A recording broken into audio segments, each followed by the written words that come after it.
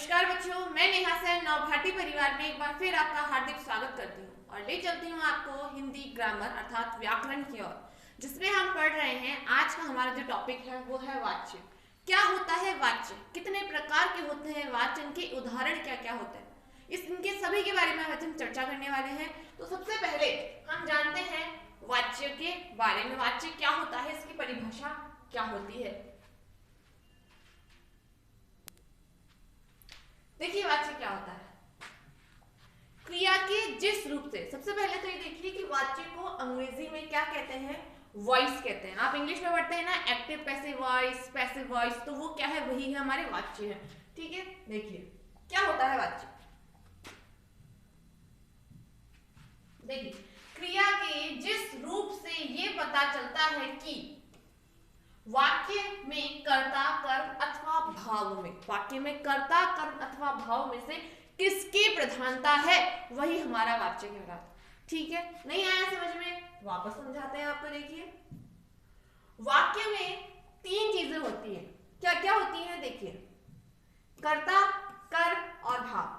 वाक्य जो हमारा होता है, वाक्य में तीन चीजें होती है, कर्ता होते हैं, कर्म होता है और भाव होता है। लेकिन ये कर्ता कर्म और ये भाव, ये वाक्य से इनका क्या संबंध है, तो देखिए जहां पर वाक्य में लिंग,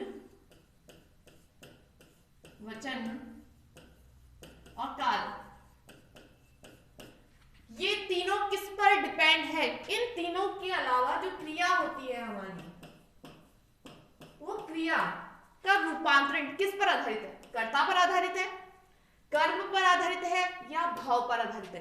यदि कर्ता पर आधारित है तो हमारा कर्तृवाच्य है, यदि कर्म पर आधारित है तो हमारा कर्मवाच्य, और यदि भाव पर आधारित है तो हमारा भाववाच्य हो जाता है। वाक्य में किसकी प्रधानता है, ये हमें जो बतलाता है, कर्ता की प्रधानता होती है, कर्म की प्रधानता होती है और भाव की प्रधानता होती है। तो उसी के आधार पर हमारा वाक्य बन जाता है, उस पर आधारित। जैसे यहां उदाहरण लिखा है, राधा क्रिकेट खेलती है। क्या लिख रखा है, राधा क्रिकेट खेलती है। यहां पर राधा क्या है, यहां पर राधा क्या है, कर्ता और स्त्रीलिंग और एक वचन। ठीक है, एक वचन। यहां पर जो खेलती है क्रिया का प्रयोग किया गया है, ये इसी कर्ता, स्त्रीलिंग कर्ता के आधार पर अनुसार किया गया है। ठीक है, राधा क्या है, स्त्रीलिंग है। अब स्त्रीलिंग है और एक वचन है, तो यहाँ पर क्रिया भी क्या है, एक वचन और स्त्रीलिंग दी गई है। तो यहाँ पर कर्ता के अनुसार किसका प्रयोग किया गया है, क्रिया का प्रयोग किया गया, इसीलिए ये क्या है, कर्तृवाच्य है। और उदाहरण देखते हैं हम। देखिए ये था राधा क्रिकेट खेलती है। अब उदाहरण है, राधा द्वारा क्रिकेट खेला जाता है। राधा द्वारा, क्या बीच में शब्द क्या लग गया, द्वारा। राधा द्वारा क्रिकेट खेला जाता है, यानी यहां पर कर्म के अनुसार क्या आ गया, क्रिया आ गई। क्यों, क्योंकि कर्ता तो हमारा स्त्रीलिंग है, तो फिर क्रिया हमारी स्त्रीलिंग क्यों नहीं आई भाई, क्योंकि क्रिया हमारे कर्म के अनुसार प्रयुक्त हुई है। जो क्रिकेट है, ये जो क्रिकेट शब्द है हमारा, ये क्रिकेट शब्द क्या है, यहाँ पर कर्म है। क्या है, कर्म है। तो जब कर्म के अनुसार क्रिया का प्रयोग किया गया है इस वाक्य में, तो ये क्या हो गया, कर्मवाच्य हो गया। तीसरा और है, क्या है, देखिए यहां पर दिया है, राधा से क्रिकेट नहीं खेला जाता या राधा से क्रिकेट खेला जाता है। दोनों तरह के वाक्य हो सकते हैं। देखिए राधा से क्रिकेट खेला जाता है। अब यहाँ पर ये जो क्रिया प्रयुक्त हुई है, ना तो कर्ता के अकॉर्डिंग हुई है और ना ही कर्म के अकॉर्डिंग है, ये भाव के अकॉर्डिंग क्रिया का प्रयोग यहाँ पर किया गया, इसलिए यहाँ पर कौन सा वाच्य हो गया, भाववाच्य। कौन सा हो गया, भाववाच्य। डिटेल से समझेंगे इनको, लेकिन मैंने आपको ये समझाया यहाँ कि कर्ता यहाँ एक ही है, कौन, राधा, स्त्रीलिंग है, एक वचन है। ठीक है, लेकिन इन तीनों वाक्यों में क्रिया का अलग अलग प्रयोग हो रहा है। पहले में कर्ता के अनुसार था, दूसरे में कर्म के अनुसार था और तीसरे में हमारा भाव के अनुसार था। तो क्या है ये कर्तृवाच्य, कर्मवाच्य, भाववाच्य, इनको भी समझ लेते हैं। आइए, सबसे पहले हमने देखा कि वाक्य में तीन चीजें मेन होती है। वाक्य में तीन चीजें मेन होती है, कौन कौन सी, कर्ता कर्म और भाव। क्या क्या मेल होता है? कर्ता यानी कार्य को करने वाला, कर्म यानी जो काम हो रहा है वो, और भाव, ये तीन चीजें मेन होती है। ठीक है, अब वाच्य के भेद क्या होते हैं? कर्म के आधार पर, कर्ता के आधार पर, भाव के आधार पर क्या भेद होते हैं, आइए जानते हैं।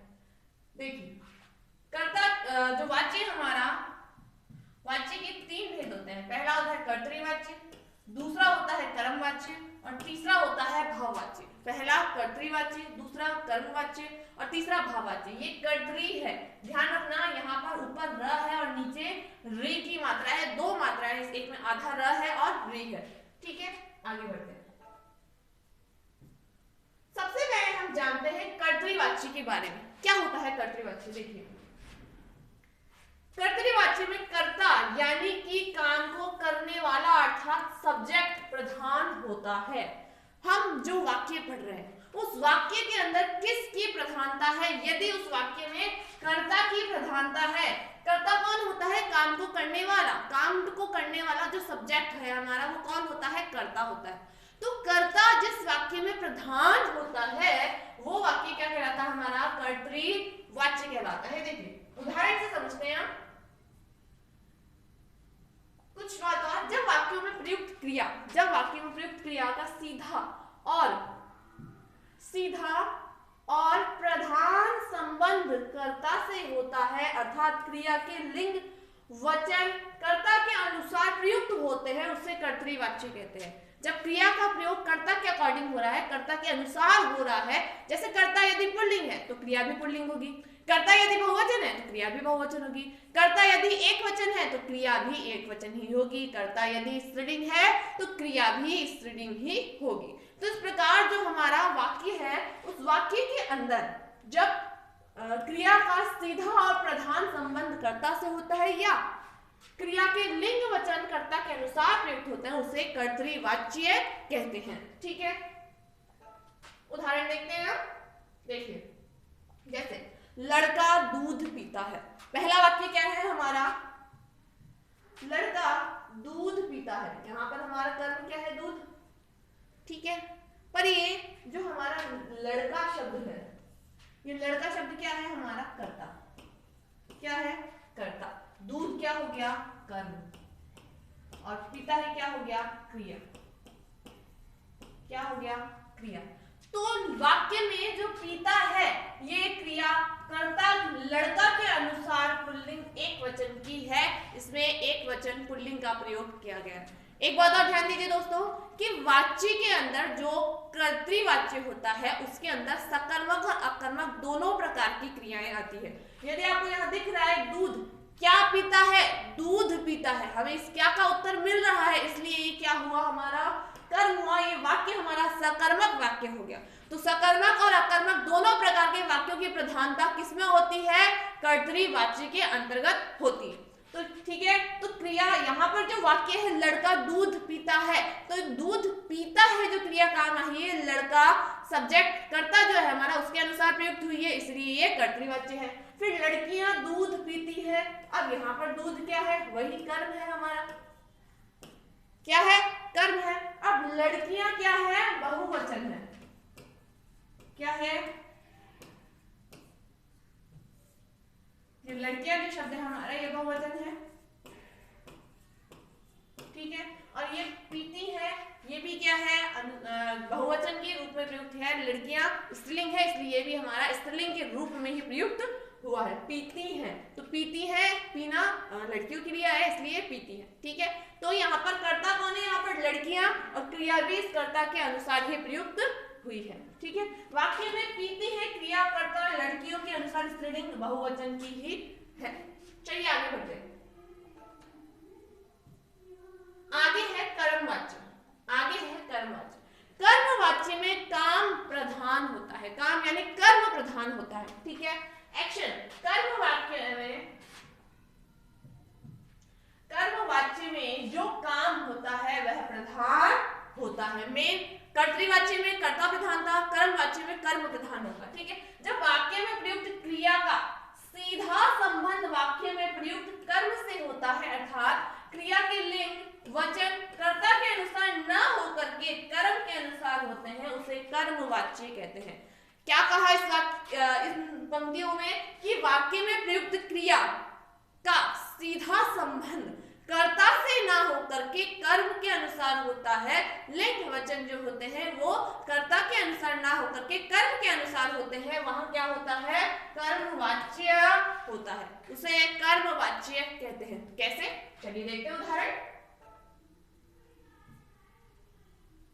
देखिए, राम ने चाय पी, राम ने चाय पी। अब यहाँ जो कर्ता है ये कर्ता तो हमारा पुल्लिंग है, ये कर्ता तो पुल्लिंग है, लेकिन हमारी ये जो क्रिया है ये तो स्त्रीलिंग है, ये हमारी क्रिया तो स्त्रीलिंग है। ये कैसे हो गया भाई? अरे ये ऐसे हो गया क्योंकि यहाँ पर क्रिया कर्म के अनुसार प्रयुक्त हो रही है, ना कि कर्ता के अनुसार, इसलिए क्या है, इसलिए ये कर्मवाच्य है, कर्तृवाच्य नहीं है। यहाँ पर कर्म क्या है, चाय, कर्म क्या है, चाय, और चाय स्त्रीलिंग शब्द होता है, इसलिए क्रिया भी क्या आई है, स्त्रीलिंग आई है। दूसरी बात ध्यान देने योग्य है कि जो कर्मवाच्य होते हैं वो उसमें कर्म आ रहा है, इसलिए जो क्रिया होगी वो सकर्मक क्रिया होगी, सकर्मक अर्थात कर्म के साथ में। तो कर्मवाच्य में कर्म होना अनिवार्य है, इसीलिए कर्मवाच्य के अंदर सकर्मक क्रिया का ही प्रयोग किया जाता है। आपको क्रिया से जस्ट पहले आपके क्या का उत्तर मिल जाएगा। अकर्मक और सकर्मक को पहचानने का सबसे इजी और सिंपल तरीका यही है कि क्रिया से जस्ट पहले आप क्या का प्रश्न करो, अगर आपको क्या का उत्तर मिल जाता है तो वो सकर्मक क्रिया है, और यदि क्या का उत्तर नहीं मिलता है तो वो अकर्मक क्रिया होती है। चलिए आगे बढ़ते हैं। वाक्य में क्रिया की स्त्रीलिंग एक वचन है जो वाक्य में प्रयुक्त कर्म चाय स्त्रीलिंग एक वचन के अनुसार आई है। ठीक है, दूसरा उदाहरण है हमारा, सीता ने दूध पिया, सीता ने दूध पिया। अब ये क्या चक्कर है भाई, ये सीता तो हमारा स्त्रीलिंग शब्द है, सीता हमारा स्त्रीलिंग शब्द है, लेकिन यहां जो क्रिया आ रही है ये तो पुल्लिंग है। भाई कर्ता हमारा स्त्रीलिंग है लेकिन क्रिया हमारी पुल्लिंग है, ये कैसे हो गया? ये इसीलिए हुआ क्योंकि हमारा जो कर्म है वो पुल्लिंग है।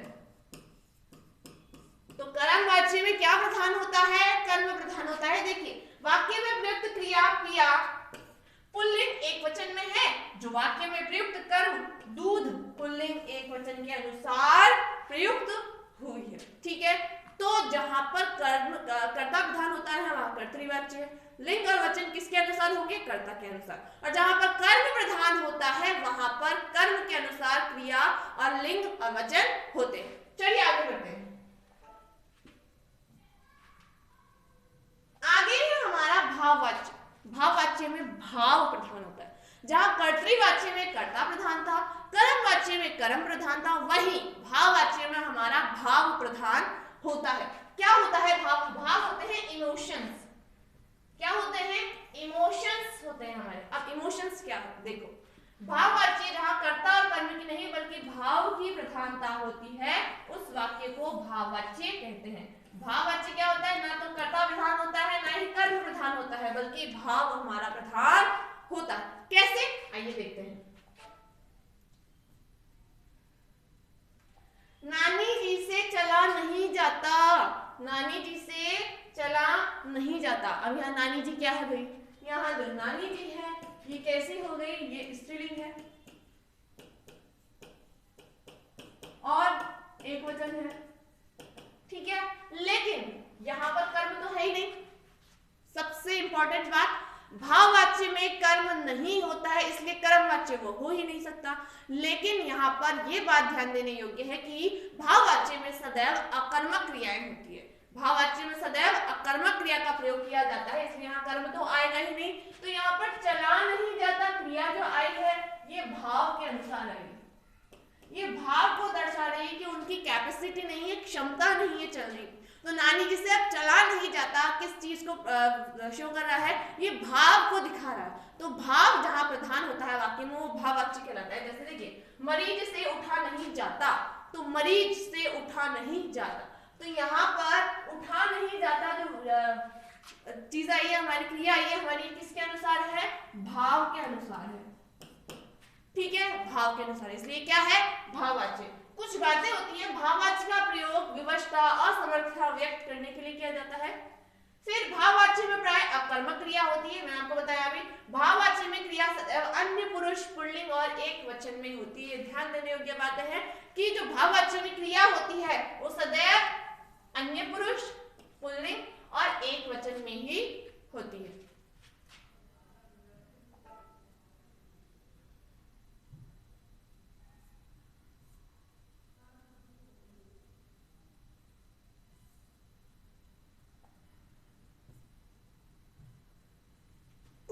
बातें हैं ध्यान देने योग्य जिसे बातचीत करते समय हमें ध्यान में रखना होता है। जैसे जहां पर भी द्वारा का प्रयोग दिखे वह कर्मवाच्य होता है। कुछ ट्रिक्स हैं जिससे हम वाच्य को पहचान सकते हैं कि वो कर्मवाच्य है, भाववाच्य या फिर कर्तृवाच्य है। जैसे यहां दिया गया है पहला पॉइंट कि जहां पर भी द्वारा का प्रयोग दिखे वहां पर कर्मवाच्य होता है। क्या होता है? कर्मवाच्य होता है। जैसे शिकारी द्वारा शिकार किया की जाती है, या फिर शिकारी द्वारा शिकार किया जाता है। ठीक है, शिकारी द्वारा शिकार किया जाता है। जहां ने का प्रयोग हो वह कर्तृवाच्य होता है। जहां पर ने परसर्ग का प्रयोग किया जाता है, ने विभक्ति का प्रयोग किया जाता है, वहां कर्तृवाच्य होता है। रमेश ने केला खाया। अब देखिए आपको यहाँ क्या का उत्तर मिल रहा है? क्या बिल्कुल हमें क्या का उत्तर मिल रहा है? तो हमारा जो कर्तृवाच्य है उसमें अकर्मक और सकर्मक दोनों प्रकार की क्रियाएं होती है। ठीक है, आगे बढ़ते हैं। कभी कभी ने छुपा हुआ भी हो सकता है, हमें ने नजर नहीं आता। जैसे देखिए ध्यान दीजिए, क्रिया कर्ता के अनुसार होनी चाहिए। जैसे रमेश केला खाता है, अब यहाँ पर ने विभक्ति चिन्ह का लोप हो गया है। ने जो परसर्ग है हमारा उसका लोप हो गया, लेकिन उसमें छुपा हुआ है। क्या छुपा हुआ है? रमेश केला खाता है यानी रमेश ने केला खाया। एक ही बात है, या तो रमेश केला खाता है ऐसे लिख सकते हैं आप, और या फिर रमेश ने केला खाया ऐसे भी लिख सकते हैं, दोनों एक ही बात। फिर रीता ने पत्र लिखा। रीता ने पत्र लिखा, अब यहाँ पर रीता क्या है? स्त्रीलिंग है, लेकिन जो लिखा क्रिया आई है वो किसके अनुसार आई है? वो क्रिया का एक वचन रूप जो है वो पत्र कर्म के अनुसार आया है। यहाँ पर कर्मवाच्य होगा क्योंकि यहाँ पर रीता तो स्त्रीलिंग है, लेकिन जो हमारा कर्म है वो क्या है? पुल्लिंग है, इसलिए हमारा ये क्या हो गया? ये कर्मवाच्य हो गया।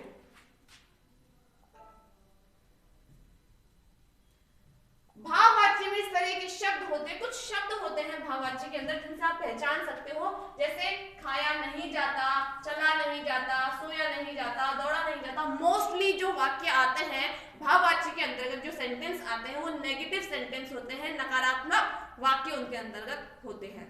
ठीक है,